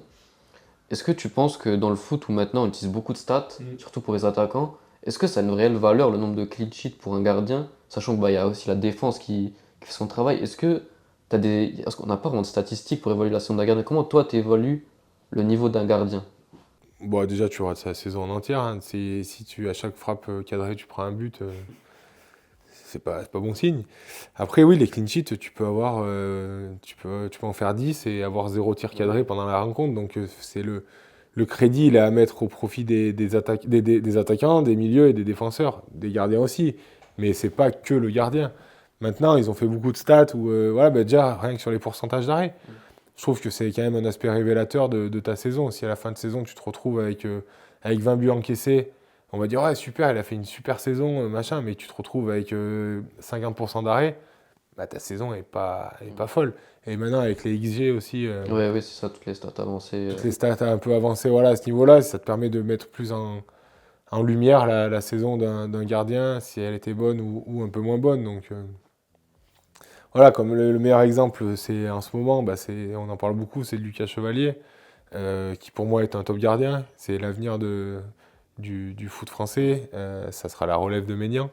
Mais quand tu arrives dans un club comme Paris, bah, tu es moins, entre guillemets, fusillé. Ouais, c'est ça. Donc tu as moins d'occasions. Donc à chaque frappe, bah, faut que tu sois décisif. Et là, je lisais un peu les conneries sur les réseaux sociaux. Quand ils disent qu'est-ce qu'il fout Chevalier sur le but qui prend à Lorient, là, une frappe qui est très dure. Mais tu te dis, on marche sur la tête, quoi. Il y a des actions où tu peux Je pas pense que faire c'est un grand-chose. poste un peu incompris encore par les personnes. Moi, le juger, on se dit, ouais, De toute façon, tout le monde tout juge. vient de l'erreur du gardien. Oui, Ouais, mais voilà, donc c'est on trop dit toujours facile. dès qu'il y a un but, ouais, c'est l'erreur du Ouais, gardien ouais, ou c'est quoi. ça, Bah, ils c'est ont trop jamais joué au facile. gardien. Ouais, déjà, C'est un c'est poste, ça. un poste à part, ok, mais quand même, Non, quoi. mais franchement, c'est un poste hyper particulier. Et puis, t'es pas, t'es pas Spider-Man dans les cages. Tu peux pas sortir Ouais, toutes les frappes. Une frappe en lucarne, même si t'en prends qu'une dans le match, on va dire, ah, bah, une frappe cadrée, un but. Ouais, mais ouais, elle est si imparable, elle est celle-là. imparable, ben, c'est des choses qui arrivent. Donc, voilà, après, c'est un poste qui est hyper particulier. Et quand tu vas sur les réseaux sociaux, bah, tu as l'impression qu'il n'y a que des neuilleurs dans les commentaires. Donc, c'est pesant, hein, à la longue, les réseaux sociaux C'est pour pour ça les qu'on dit joueurs. aussi que les gardiens ont souvent une plus grande force mentale. Quand on a parlé tout à l'heure, tu disais qu'il avait une force mentale très tôt, très vite. Moi, ça m'est venu direct. Souvent, on dit que les gardiens, ils doivent être forts dans la tête, quoi, parce que les critiques, ils viennent souvent. Tu dois gérer toute une défense, tu dois être le patron dans ta surface. Souvent, ils ont ce côté mentalement très fort, les gardiens. Ouais, faut être armé parce que bah, déjà d'une, tu ramasses beaucoup. Maintenant, comme j'en reviens encore à ça, mais les réseaux sociaux, c'est une vraie plaie. Et puis autre chose, c'est que tu peux passer 90 minutes sans toucher un ballon par un temps pluvieux et il fait -15. Et à la 91e, tu auras une frappe, Ouais. pas forcément dure, mais il va falloir être chaud Mhm. chaud et il va falloir la sortir. Donc voilà, c'est un poste où tu peux pas être dans la rencontre. Et ça, je m'en suis aperçu bah, en ayant joué joueur depuis que je suis revenu à Mours. En fait, une fois que l'arbitre donne le coup de sifflet, bah, tu es dans ton match, tu cours, tu commandes, Ouais. tu replaces les mecs, tu vas au duel, tu fais des choses. Tandis que le gardien, bah, tu es derrière, mais faut réussir à rester dans ton match pour être prêt au bon moment. Donc, c'est ce que je conseille justement à notre gardien, c'est que des fois, il n'a pas beaucoup de boulot, mais je lui dis, mais replace tes mecs, parle plus fort. Moi, je suis devant, faut que je t'entende. Même si c'est pour dire des conneries, je préfère t'entendre que qu'on sache que tu es derrière nous, que tes défenseurs soient au courant que derrière, il y a un gardien. Si tu parles pas, les défenseurs, ils vont se dire, est-ce qu'il y a quelqu'un derrière moi? Est-ce qu'il est prêt? Est-ce qu'il va être assez haut s'il y a une balle en profondeur? Est-ce que s'il y a un long ballon, il va pouvoir y aller? Tandis que si le mec il parle, bah, tu vas pouvoir savoir à peu près à quelle distance il se retrouve de toi, et puis tu vas être en confiance. C'est Donc, comme, pendant ta carrière, tu as peut-être vu l'évolution. On disait que de plus en plus, les gardiens, maintenant, ils doivent jouer au pied, etc. Déjà, comment toi, tu te jugeais au pied? Et est-ce que tu trouves ça pertinent que maintenant, on demande aux gardiens de savoir très bien jouer au pied, très bonne relance? On disait même les défenseurs, maintenant, doivent savoir faire des relances. Qu'est-ce que tu penses de ça? Est-ce que tu penses que c'est une évolution, c'est dans la continuité, dans la logique de l'évolution du poste, où on dénature un peu le gardien, ou dans tous les cas... Il y a Enfin, les deux peuvent être il y a ensemble, deux forcément. écoles, ouais, il y a deux écoles. Mais- Il y a l'école un gardien doit faire des arrêts et puis basta, et faire des sorties aériennes, être le patron dans sa surface. Et tu as une autre école qui va dire le gardien doit faire ça, mais en plus de ça, il doit savoir jouer. Il y a Ok. les Ederson et il y a les Donnarumma au final. C'est le débat. Ouais, c'est un l'exemple peu, le plus ouais, c'est un parlant. peu ça. Alors qu'en plus, Donnarumma, franchement, c'est un sacré gardien avec la saison qu'il a faite l'année dernière, notamment ces 6 derniers mois, c'était un titan, c'était un monstre. Et si Paris gagne la Ligue des Champions, ils lui doivent une fière chandelle. Mais voilà, comme tu disais, sur ce débat-là, t'as Luis Enrique qui voulait un gardien qui joue plus avec ses pieds, qui soit plus à l'aise avec ses pieds, parce que ils ont leur tactique, la tactique que veut mettre en place Luis Enrique, c'est d'attirer le bloc pour ressortir proprement, pour casser des lignes, et ensuite pour pouvoir exploiter la profondeur. Tandis que si c'est sur un bloc bas, tu n'auras pas de profondeur, donc ton gardien ne va pas forcément te servir à ça. Mais c'est comme le jeu de De Zerbi qui veut mettre en place à Marseille, avec Rouli qui excelle dans ce domaine-là. Et voilà, il cherche à attirer pour créer des espaces dans le dos des défenseurs. Donc personnellement, j'aime bien les gardiens qui ont un très bon jeu au pied. Mais tu vois, par exemple, Ederson, on en parlait, il a un jeu au pied qui est exceptionnel. Pour moi, c'est le meilleur gardien au pied, le meilleur gardien avec le meilleur jeu au pied du monde. Mais en tant que gardien à proprement dit, Ouais, je il y ne a trouve des pas choses, sensationnel. C'est mon avis que j'ai. Mais encore une fois, là je m'exprime sur un gardien, c'est sur le top niveau. Oui. Je ne le compare pas par rapport à moi ou quoi que ce soit. Non, mais on comprend, il y a beaucoup de personnes qui partagent ton avis. Des fois, il faut plus une sûreté sur ta ligne que sur le pied. Exactement. Et c'est Mais ce que Guardiola, il s'en veut... est rendu compte. Bah ouais, du coup, il a basculé sur un gardien qui est peut-être beaucoup plus décisif sur sa ligne, mais moins à l'aise au pied qu'Ederson. Mais par contre, tu fais un mélange Ederson-Donnarumma. Là, tu as quelque chose. T'as Neuer. Voilà, c'est ce que, on a tous pensé au même, je crois. Et encore Neuer, je trouve son jeu au pied, il est exceptionnel, mais il est moins bon que Ederson. Parce que Ederson, il a une capacité de jeu long, jeu court. Ouais, c'est ça, il a envoyé il a une saison, il a fait 2 ou 3 passes D. Sur un 6 mètres, il est capable de te mettre un ballon à 80 mètres. Il a le record, je crois, du plus Oui, long. j'ai vu, le plus long La volée, dégagement de il a l'histoire. la voix de ses pralines, lui. Ouais. Mais voilà, pour moi, c'est bien d'avoir un gardien avec un jeu au pied. J'aime bien les équipes qui repartent courtes derrière, qui ne balancent pas. Et c'est un peu ce que j'ai pu avoir tout au long de ma carrière avec des coachs qui aimaient bien jouer au ballon, notamment Olivier Dalloglio. Et donc voilà, il me faisait participer au jeu aussi à ce niveau-là. Je pense pour un gardien, même, c'est pas un peu plus intéressant Tu te sens vivant. Ouais, voilà, tu disais dans C'est le un match, il acteur faut du que tu sois match. tout le temps dedans, t'es là. Ouais. Après, Alors, de temps en temps, si le ballon il repasse, tu peux essayer de trouver une bonne passe là-haut. Ah ouais, après c'est bien plus satisfaisant. C'est intéressant. trop satisfaisant quand, je sais pas, le ballon il arrive d'un côté, tu arrives à casser une ligne par une passe au sol et tu trouves ton numéro 10, ton numéro 8 qui est seul, qui se retourne, qui peut attaquer, ou de mettre un petit ballon sur une diagonale pour ton excentré ou ton latéral, ou tu chopes un corner, bim derrière, relance rapide au pied, un volet. C'est trop kiffant. C'est vrai que c'est assez intéressant. Et du coup, tu vas faire ta dernière saison à Dijon où vous allez finir 11e et tu décides de partir. Est-ce qu'à ce moment-là, bon, tu vas revenir après, mais est-ce que pour toi, à ce moment-là, tu avais fait le tour avec Dijon? Ouais, je voulais voir autre chose en fait. J'ai eu des opportunités et j'en avais parlé avec le président. L'année d'avant, j'avais l'opportunité de signer à Montpellier. Ça ne s'était pas fait parce que pour cause financière. Voilà, le président de Dijon, Olivier Delcourt, avait donné un prix et Montpellier n'est pas monté jusqu'à ce prix-là, donc forcément il n'a pas voulu me laisser partir. Et l'année d'après, voilà, je lui avais dit j'aimerais bien aller voir ailleurs, voir autre chose et tout aussi pour continuer ma progression. Et j'ai signé, j'ai atterri à Toulouse. Toulouse qui, si je me trompe pas d'année, avec Dijon, vous finissez vers le milieu de tableau à ce moment-là et tu rejoins Toulouse qui se maintient au barrage. Ouais, c'est ça. Comment, du coup, tu as commencé à dire un peu pourquoi cette décision? Qu'est-ce qui t'a plu dans le projet Mais c'est le discours du coach. Ok. En fait, C'était qui à ce moment-là, pour le rappeler? C'était Alain Casanova qui venait de signer.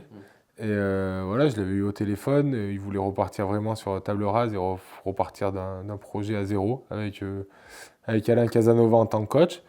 Et son discours, déjà lui c'était un ancien gardien. Et le courant est hyper bien passé entre nous. Son discours m'a plu. Et voilà, après, j'ai signé là-bas. Ça a été un peu long parce qu'il fallait que les présidents arrivent à se mettre d'accord, comme souvent dans un transfert.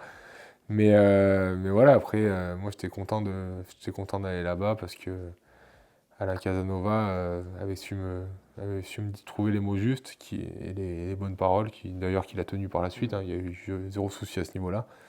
Mais ouais, c'est grâce aussi à son discours parce que sur le papier, c'est vrai que c'était pas logique de quitter un club qui finit 11e pour aller dans un club barragiste, mais je croyais en le projet de Toulouse et de Casanova là-bas. Et on va pas se le cacher, pour ton premier match, tu vas vivre un vrai calvaire. À Marseille 4-0. Oh, c'est pour se mettre dans le bain, ça.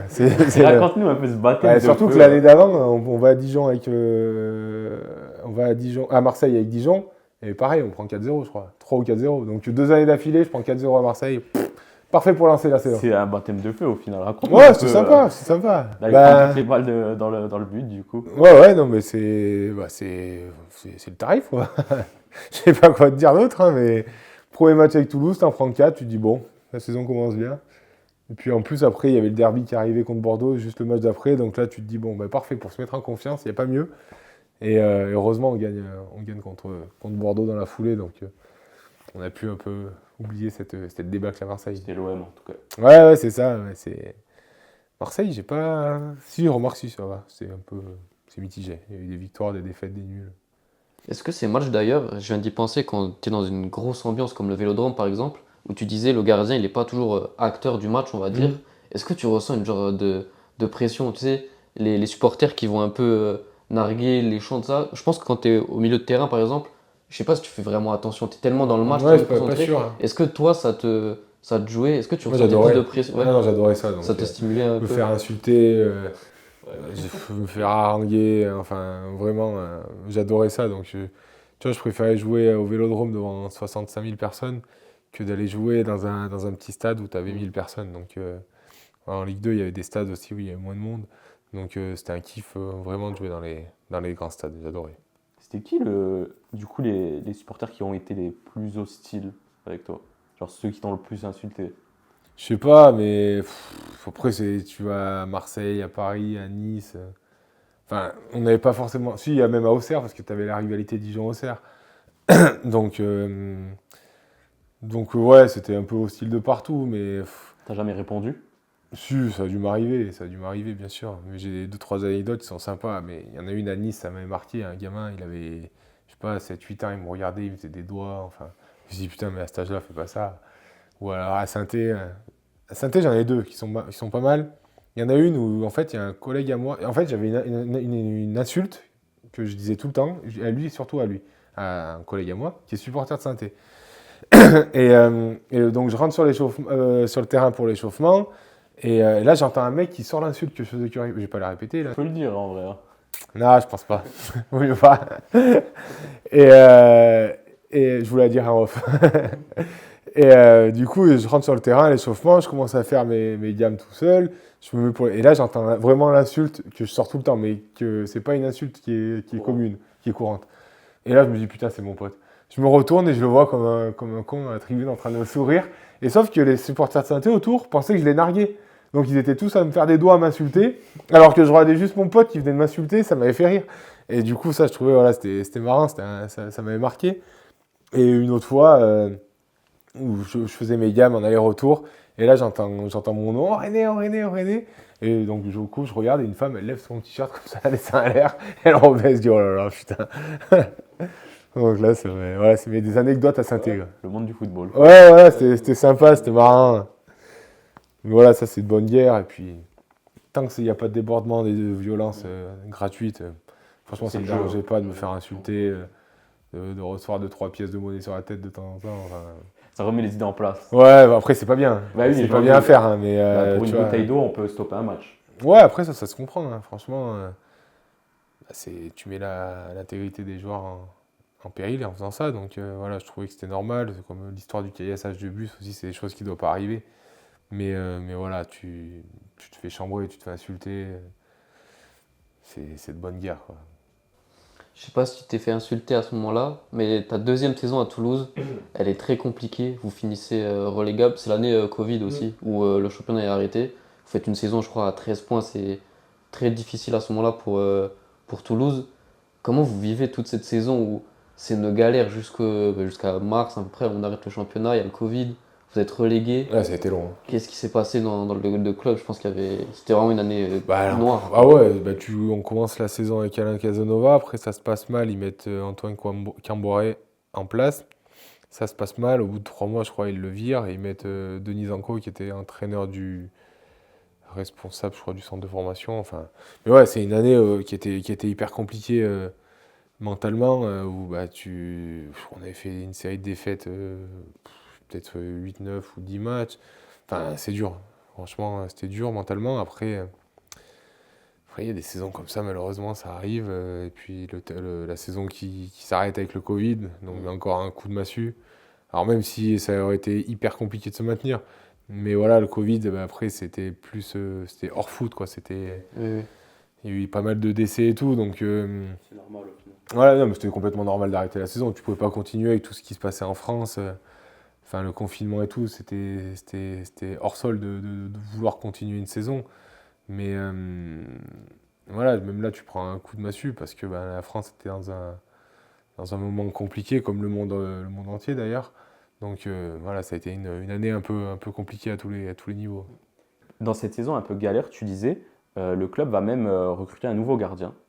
Et du coup, c'est quelque chose il me semble, qui va pas trop te plaire, ou plutôt de la façon que ça a été mené, qui va aussi, sûrement, c'est ce qui a été dit, après c'est à toi de nous confirmer, t'amener à ne pas te déplacer pour un match de Lyon.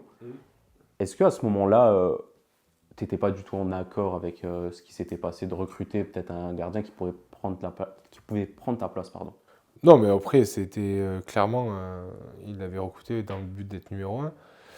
Comme je l'avais expliqué à l'époque, et voilà, même si ça fait longtemps, il n'y a plus de rancœur, il n'y a plus rien, c'est la façon qui a été faite. Voilà, je vois peut-être 3 semaines avant cet épisode, Denis Anco vient me voir, me dit que je serai second capitaine de l'équipe, car Max-Alain Gradel ne serait pas là, donc c'est quand même une preuve de confiance. Et puis en gros, ils ont fait ça un peu, entre guillemets, dans mon dos, j'étais pas au courant, c'est en lisant un site, lesviolets.com.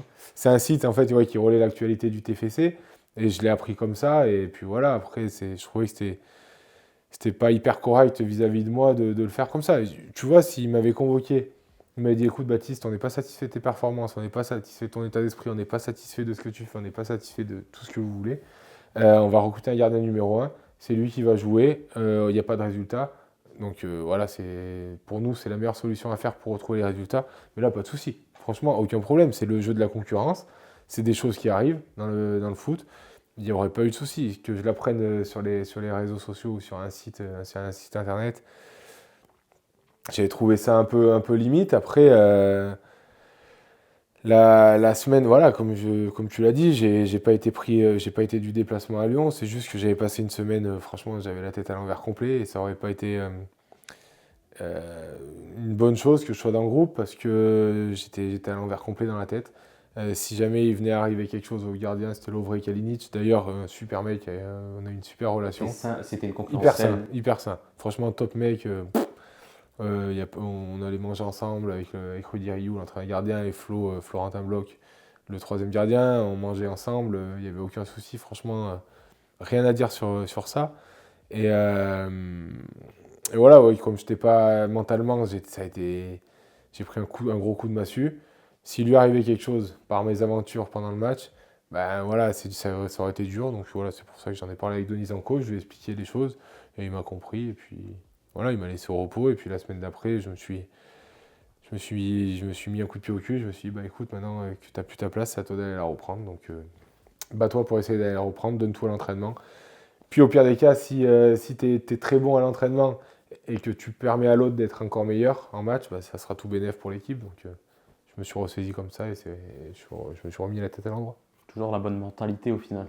Ouais, après je dis pas que j'ai toujours une bonne mentalité, hein, mais là sur le coup, voilà, c'est humain, hein, c'est des réactions qu'on peut avoir et ça va t'amener à un nouveau transfert. En fait, j'ai l'impression que tu n'as pas envie de jouer en Ligue 2. Tu vas du coup rejoindre un club de Ligue 1, olympique. Et il me semble que l'équipe relayait aussi un intérêt du RC Lens. Non, ça c'était pas vrai. C'est pas vrai. Au moins on le sait du coup. Tu as signé à Nîmes, pourquoi ce choix au final? Est-ce que tu n'avais peut-être pas envie de jouer à l'étranger? Pas cette année-là. Cette année-là, j'avais pas eu de touche à l'étranger.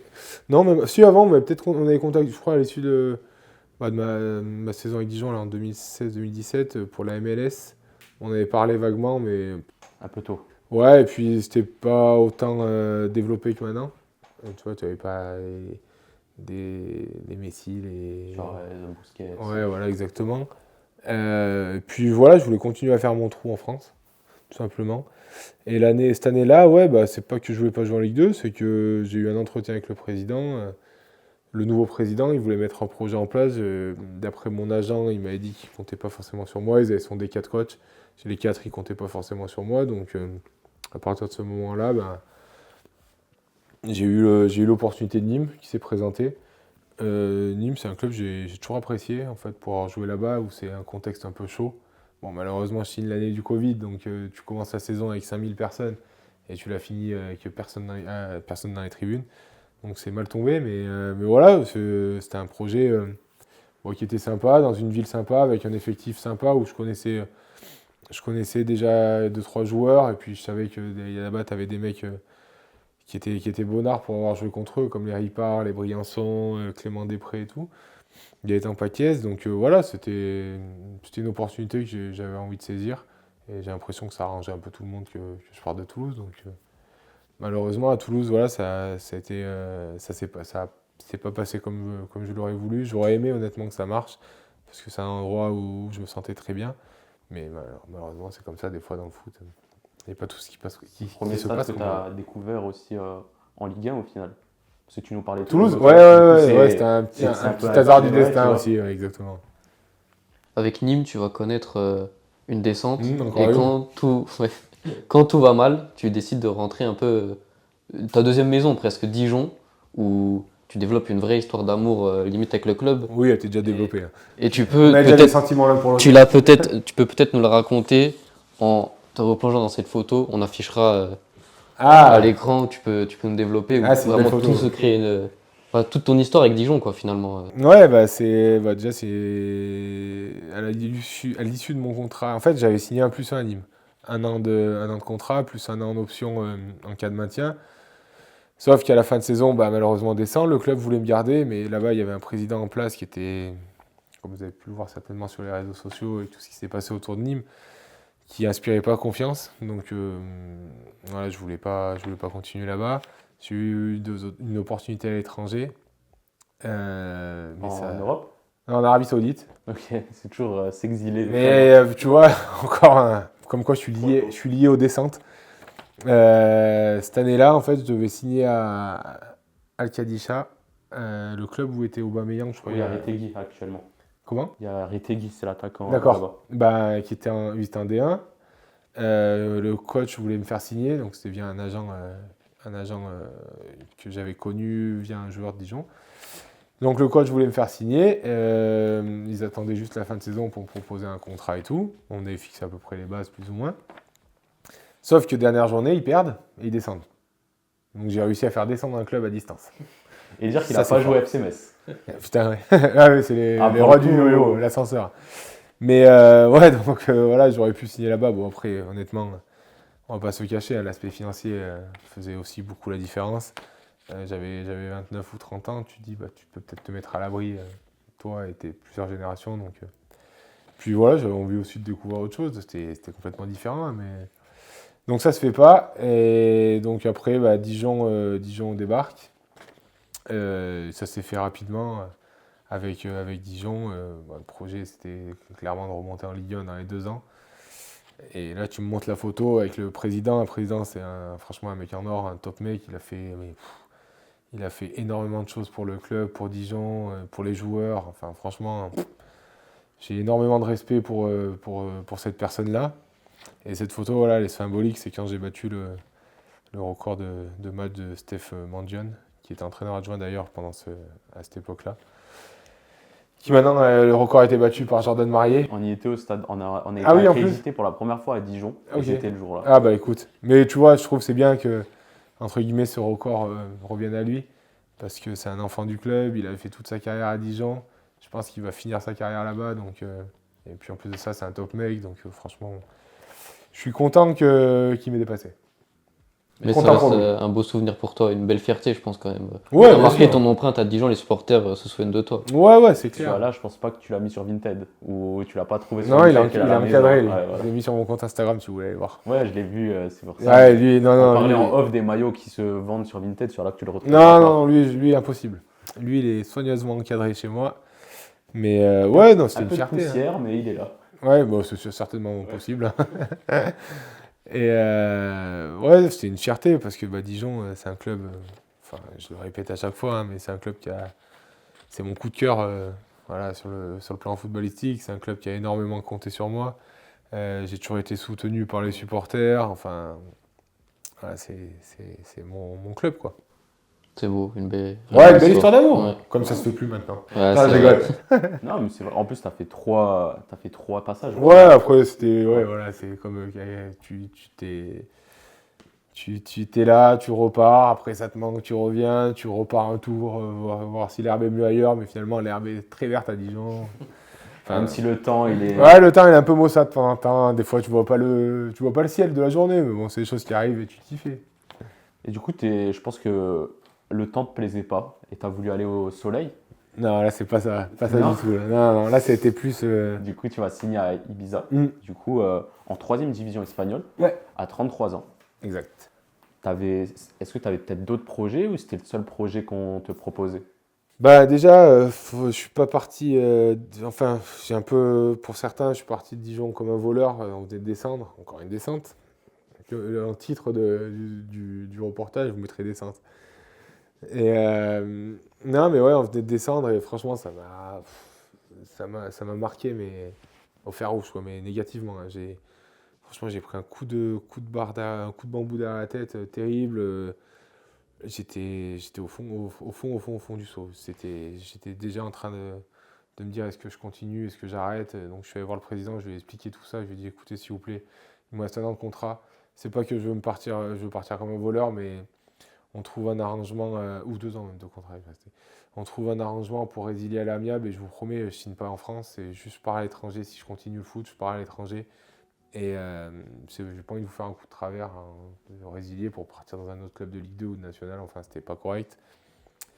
Et voilà, on a trouvé un accord. Alors je comprends que pour certains ça a été vu comme une trahison de laisser le club en Ligue 2, mais mentalement j'étais pas du tout prêt à repartir déjà dans le foot, je savais pas. Et si je repartais, c'était pour partir à l'étranger, pour m'éloigner de tout ça, enfin qu'on entende un peu moins parler de moi, entre guillemets. Parce que ça a été un moment compliqué, et je pense que j'ai dû faire une mini-dépression pendant une période où je cochais toutes les cases en fait, du dépressif. Et j'avais lu des interviews je crois que c'était Grégory Van der Wiel, qui était au PSG avant, et qui racontait ça justement. Et je me reconnaissais dedans. Donc voilà, ça a été un moment un peu compliqué. Et puis ensuite, j'ai eu des sollicitations. En fait, c'était trop bizarre parce qu'il y a un club, par exemple, je te dis une connerie, un club m'appelle, il me proposait un contrat. J'étais hyper content. Non, il me disait qu'il était intéressé, donc hyper content. Et 2-3 jours après, l'agent donc, qui s'occupait de ça m'appelait, il me disait bah écoute, ils veulent te proposer ça comme contrat, est-ce que ça te dit? Et là, j'avais une pression, mais de fou, je sais pas pourquoi. Je me sentais oppressé, enfin, pas bien. Donc je me suis dit, est-ce que je suis prêt vraiment à repartir dans une saison? Donc là, j'ai vraiment pris mon temps, j'ai réfléchi, j'ai eu une possibilité pour partir en D1 Suisse, mais dans un club Lausanne-Oulchi, je crois que c'était le nom, qui était dernier. Je me suis dit, bon, là, Plus de descente. c'est bon, Hein. arrêtez tes Stop. conneries. Donc ça, entre guillemets, voilà, j'aurais fait comprendre que rejoindre un maintien, c'était trop compliqué. J'aurais pu signer à Limassol, à l'Apollon. Donc ça encore des aléas du mercato, mais un agent avec qui je bossais, parce que j'avais pas d'agent fixe en fait, c'est des agents que je mandatais entre guillemets. Il y a un agent grec qui m'appelle, il me dit l'Apollon ils te veulent, est-ce qu'on peut faire un call avec le directeur sportif? Je dis pas de souci, machin. 2 heures après on fait un call. Le directeur sportif dit ce qu'ils me veulent, que d'ici le lendemain 19h ils m'ont envoyé une proposition de contrat. Le lendemain 19h rien, 20h rien, 21h rien. Je me suis dit bon, peut-être oublié. Et en fait, ils avaient un choix numéro 1, sauf qu'il avait refusé. Et entre-temps, le choix numéro 1 est revenu sur ses dires et il a accepté l'offre. Donc du coup, moi, je suis passé un peu la trappe. Et puis après, un jour, voilà, il y a un Ibiza qui a pointé le bout de son nez Donc l'avantage, c'est qu'ils étaient deuxième ou troisième, je crois, à l'époque. Donc je pense qu'il n'y avait pas de risque de descente. Pour le coup, j'étais tranquille. Et voilà, après, je me suis dit, bah, pourquoi pas tenter une aventure. Leur objectif, c'était de monter en D2. Et puis en plus, bon, la qualité de vie là-bas, elle est top. En dehors du. Tout le monde qui en parle à Ibiza, tout le monde va parler à la Bringue. Mais pas du tout. Tu as vraiment le Ibiza même, où c'est d'avril à octobre, c'est le bordel. Mais sinon, le reste de l'année, ou dans les autres villes des alentours, San Antonio, Santa Eulalia et tout, c'est hyper familial et franchement, c'est super à vivre. Et puis voilà, je suis allé là-bas, j'ai passé une année franchement fort sympathique. D'ailleurs, Ibiza, ça me manque. Tu vois, on en parle souvent avec ma compagne, on se disait putain, on avait vraiment la belle vie là-bas, on était trop bien. En plus, moi, j'ai repris du plaisir pour le foot pendant la saison. Et puis voilà, à la fin de la saison, on perd en demi-finale contre le Barça, je crois. On prend une branlée retour, on en prend 5. Mais voilà, en demi-finale de play-off, tu perds contre le Barça. C'est dommage, mais bon. Tu as joué sûrement des futurs prospects, des joueurs qui ont percé plus tard. Bah après, au Barça, je m'en souviens plus trop, mais au Real, il y avait le central, là, Raúl Asensio, qui a joué contre nous, je crois, à l'aller, ou même les deux au retour, et qui maintenant joue avec la première. Donc c'est beau pour lui. C'est vrai. Aujourd'hui, tu joues encore. Tu as tenu ta promesse, tu es revenu dans le club de tes tout débuts, à l'US Moursoise, où tu n'es plus gardien. Non. Tu peux peut-être nous le raconter encore avec cette petite image où maintenant, tu es numéro 9, maintenant tu marques des buts. Ça, c'est une célébration de but. Voilà. Comment tu passes de gardien à attaquant? Qu'est-ce que ça te fait de maintenant de marquer les buts, quoi? Bah déjà, tu vois, j'arrête ma carrière après Ibiza parce que mentalement, voilà, j'étais au bout du rouleau, j'en avais marre. J'avais une proposition en D1 à Chypre, mais j'ai pas senti l'étincelle encore et je me suis toujours dit que lorsque j'aurais plus l'étincelle pour continuer, pardon, j'arrêterai. Donc là, c'était le cas. Ma compagne était enceinte en plus, on attendait notre premier enfant, donc j'ai envie de te dire que toutes les planètes étaient alignées pour que j'arrête. Et puis après, j'avais toujours dit au club de Mours que lorsque j'arrêterai ma carrière, bah, je viendrai faire au moins une saison en attaquant parce que c'est un poste qui m'a toujours attiré, qui m'a toujours plu. Et mon rêve a été réalisé. Donc là, Avec la montée aussi. avec la montée, exact. Le but de la montée.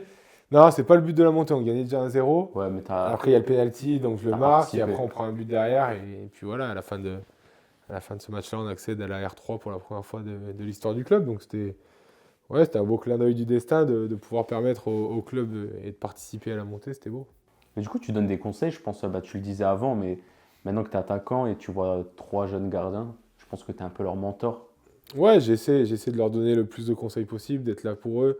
C'est ce que je leur dis à chaque fois. Je leur dis, si vous avez besoin de quelque chose, n'hésitez pas à venir me demander. Et puis, quand ils prennent des buts ou quand ils prennent des buts, j'essaie de les aider à corriger. Et quand ils font des beaux arrêts, voilà, je suis là pour les encourager, pour leur montrer que bah, toute l'équipe a confiance en eux. Donc, voilà, j'essaie d'être un peu leur grand frère s'ils ont besoin. Ils le savent, comme tous les joueurs de l'équipe. Du coup, comme il a dit Jordan, on est en 2025 et je pense que tu as même répondu à ma question. Ton objectif, c'est plus de rentrer dans le monde professionnel. Pour l'instant, non. Là, j'ai quitté le monde professionnel. Voilà. Mais tu dis quand même pour l'instant. Ouais, on ne sait pas de on quoi sait l'avenir jamais. est fait. Voilà. Mais je sais que Mais, tu as un projet pro aussi. On peut le voir ici avec Ouais, l'ensemble. quelle Du belle coup, tenue. si tu peux un peu nous en parler, parce que je pense que c'est maintenant ça ton avenir. Ouais. Bah, en gros, bah ouais, quoi. Là, on va s'installer d'ici quelques semaines dans notre maison avec ma compagne. Donc, pour l'instant, c'est de calmer un peu, de vivre ici, de profiter des amis, de la famille. Après, on ne sait pas, peut-être que l'envie d'intégrer un staff pro en tant qu'entraîneur gardien pourrait me plaire. Enfin, Ok. je me ferme pas forcément de porte pour la suite, mais à l'heure actuelle, non, c'est voilà, de me concentrer sur le développement de mon activité pro. En fait, je suis un coach sportif, personnel trainer, quoi, comme on dit à l'anglaise. Je fais ça et en parallèle, je propose des spécifiques pour garder un but en individuel ou pour des petits groupes jusqu'à 4-5 gardiens grand max et des spé attaquants aussi pour les jeunes ou moins jeunes qui veulent progresser dans leur activité foot. Donc voilà, ça me fait trois champs d'activité et c'est quelque chose qui me plaît au quotidien, où je prends du plaisir à tu vois, aller à la rencontre des gens, à les faire travailler. Alors, sur le coaching, Ça peut être sport santé, perte de poids, prise de masse, prépa physique, enfin, ou faire du sport juste pour faire du sport, quoi. Donc voilà, je m'adapte à ce que veulent les clients. Comme par exemple, j'ai un client qui aime bien le foot, donc il veut perdre du poids, donc je lui fais des séances avec du ballon. Comme ça, au moins, il prend du plaisir et il travaille en même temps sans vraiment s'en rendre compte. Alors forcément, il y a une partie des fois un peu plus renfort-musculaire, tu sais, avec des squats, des fentes, des trucs comme ça, des jumps, mais où il n'y a pas de ballon. Mais j'essaye d'intégrer le plus possible de ballon pour qu'ils prennent du plaisir et qu'ils ne s'en rendent pas compte qu'ils travaillent.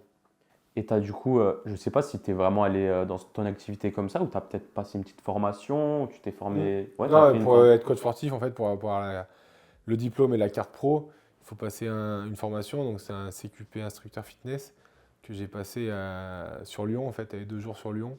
Ça a duré 3 mois et demi. Tu as 2 jours sur Lyon en formation, donc tu as 8 heures par jour, donc 16 heures. Et après, tu avais 20 heures de stage à faire dans la semaine. Donc, en gros, tu avais 35 heures par semaine de boulot, entre guillemets. Si on peut appeler ça du boulot. Ouais, voilà, c'est pour ça que j'ai mis entre guillemets. Et à l'issue de cette formation, à la fin, tu avais des épreuves à passer. Tu en avais 5, 4 ou 5, je sais plus. Donc, tu avais personal training, donc tu devais animer une séance à un personal training sur un thème imposé. Donc, tu tirais au sort ton thème et tu devais faire ta séance et la proposer. Tu avais sur le small group, donc tu avais 5 personnes, une séance à animer sur les 5 personnes.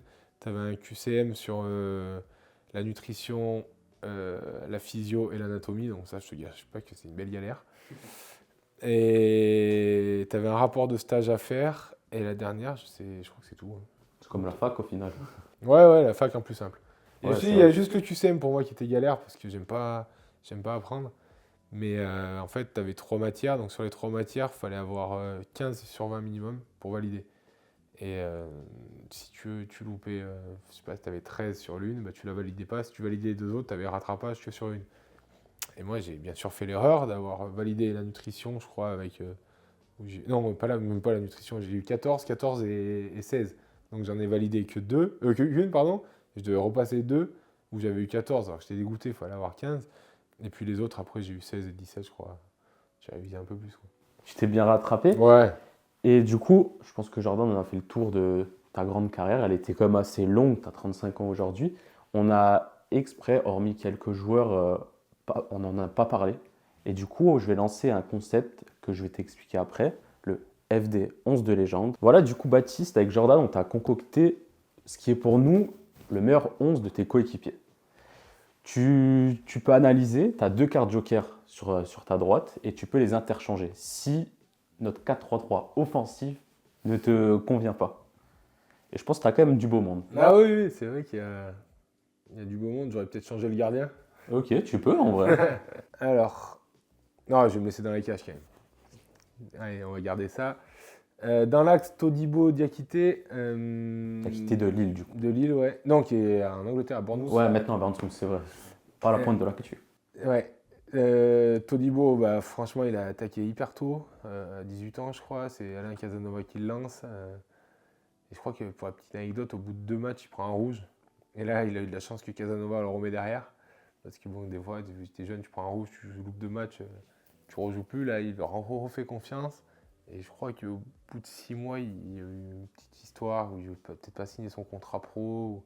Je ne sais plus comment ça s'était passé. Il se retrouve au Barça 6 mois après. Donc, Le destin de il y a fou. pire comme destin. Surtout que lui, ça va sortir du bar. Moi j'avais Ouais, tellement il- d'espoir quand il est venu. Moi je me dis, il va prendre la relève de Piqué. Bah, je pensais aussi. Hein. Et bon, c'est pas la Ouais, trajectoire il qu'il a a eu, quand même, mais tu vois.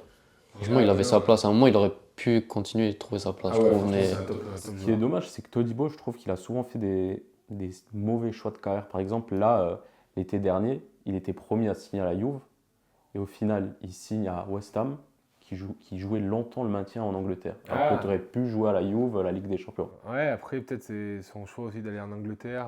Ouais. Avec cette possibilité-là, il voulait jouer un Paris. West Ham, c'est quand même un club solide Ouais, en ouais. Angleterre. Donc, malheureusement, je suis pas trop la première ligue, mais il joue le maintien cette année. Cette année, ouais, c'est encore compliqué. Ouais, donc. Et donc nous, vu qu'on est des supporters de la Juve, et au final on a pris Kaloulou, qui est un très bon joueur, on se dit au final on a fait le bon choix. Ouais. Alors que lui a été un très bon joueur, que ce soit à Nice. Ah, bah, encore un an, franchement. Ouais, c'est un bon joueur. Diakité aussi, qui a joué jeune à Toulouse. qui a littéralement explosé à Lille et je suis pas vraiment surpris par sa trajectoire. Là, il joue en Angleterre maintenant en Première Ligue, donc vraiment un très bon joueur.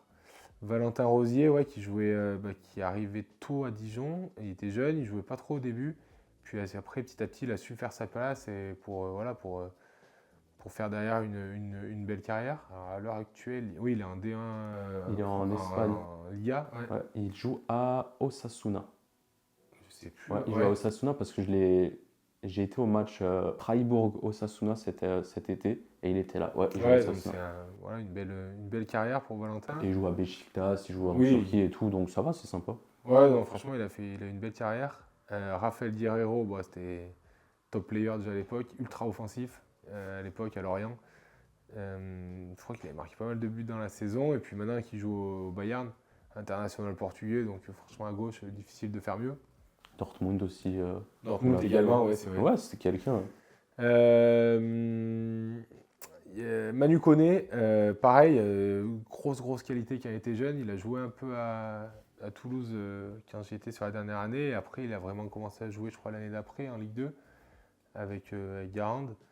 Mais voilà, j'ai envie de te dire, je suis pas surpris encore par lui parce que vraiment c'était un très bon joueur. Tu sentais qu'il avait les qualités et puis maintenant, voilà, il explose.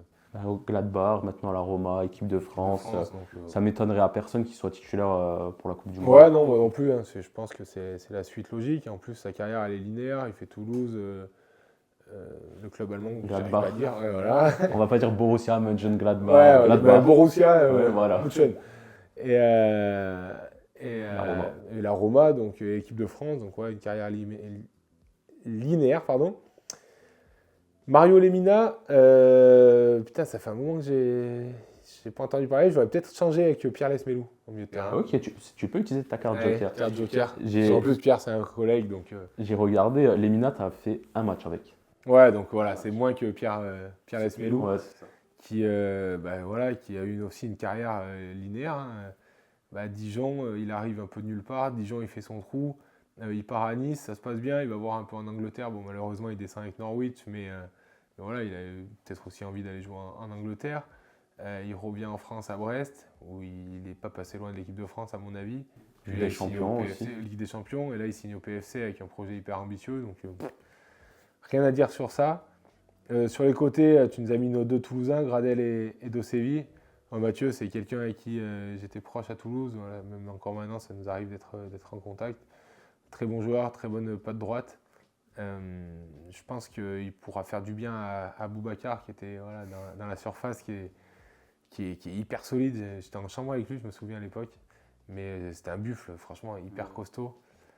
Et de l'autre côté, Max Gradel, qui est aussi un très bon joueur, qui a fait je répète pareil pour tout le monde, Ouais, mais c'est non, la réalité, hein, qui a fait une belle carrière. S'ils sont dans notre 11, c'est quand même que c'est quelqu'un. Oui. C'est des personnes qui ont fait de belles carrières. Donc non, franchement, le 11, je vais réfléchir un peu. manque juste mais je un vois encore. pas- Il manque qui?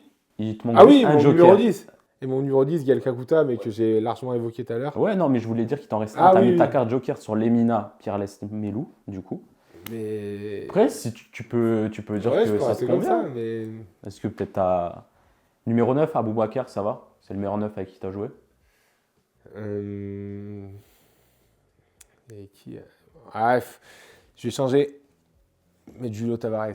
Ok. La légende Ok. dijonnaise. C'est vrai. En plus, c'est un super mec, un mec que j'apprécie beaucoup et qui a, encore une fois, une carrière linéaire parce qu'il arrive d'en bas, il vient en Ligue 1, il s'impose et après il est allé prendre 2-3 ronds en Arabie Saoudite. On va pas lui en vouloir. Non, il a raison qu'il profite et là il est revenu à Dijon pour boucler la boucle en tant que grand seigneur, prince de la ville. Qu'est-ce que tu veux mettre de plus? C'est beau en vrai. C'est beau. Et du coup, je pense qu'on a fait le tour de toute ta carrière. Ouais. On a parlé de tes anciens coéquipiers. Dernier petit truc, maintenant que tu es attaquant, je peux peut-être le dire, même en gardien, tu pouvais. Ce qui se passe, en fait, à la fin de la vidéo, on demande toujours une petite passe D. Genre que tu invites un ancien joueur, un ancien entraîneur sur le FD Extra Time, en espérant que tu as passé aussi un très bon moment. Et du coup, à toi de voir qui tu veux choisir pour faire une petite passe D. Bah écoute, si vous voulez quoi comme joueur? Un joueur en activité ou Comme tu vous sens, voulez toi. voyager où? Dans le sud de la France, dans le nord. Là, on est dans le sud, on était dans le nord pour Dalma. Est-ce que vous voulez aller dans le sud à Saint-Raph? Allez, pourquoi pas. Allez, bah, Mickaël Le Bihan, c'est ton tour bientôt. Voilà, c'est sympa. Du coup, Mickaël, si t'entends ça, t'es invité pour le 8e épisode du FD Extra Time. Du coup, Jordan, j'espère que t'as passé un bon moment. Ah, super, je me suis régalé. Il y a des petites anecdotes, c'était bien marrant. Moi, j'ai adoré. Merci beaucoup, Baptiste. Toi, Baptiste, t'as passé Top. un bon moment. Pas eu le temps passer. C'était Merci à chill vous. en vrai, c'était une bonne Ouais, c'est conversation. top. Sans prise de tête, on discute. Franchement, peut-être un peu trop parlé. Mais... Au contraire, vaut mieux dire trop de choses que pas assez. Ouais, c'est vrai. On C'est coupera au vrai. montage. Ouais, non, mais en vrai, on coupe jamais. Et du coup, nous, on se retrouve bientôt sur un nouvel épisode du FD Extra Time en espérant que vous avez kiffé, liké, commenté, partagé ce que vous voulez. Ciao les gars. It's not a game, it's a rich thing.